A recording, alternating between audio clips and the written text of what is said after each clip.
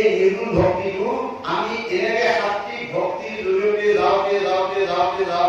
যাওঁতে আমি মহাপুৰুষ মাধৱদেৱৰ এই বৰগীতটো যেতিয়া আমাৰ হৃদয়ত কি কৰিব বাজিব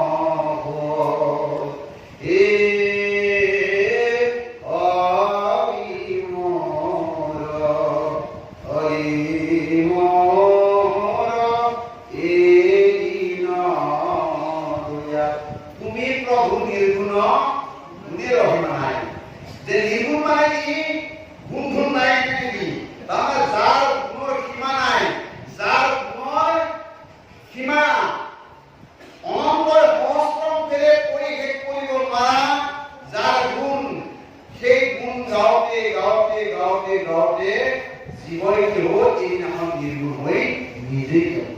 গতিকে আমি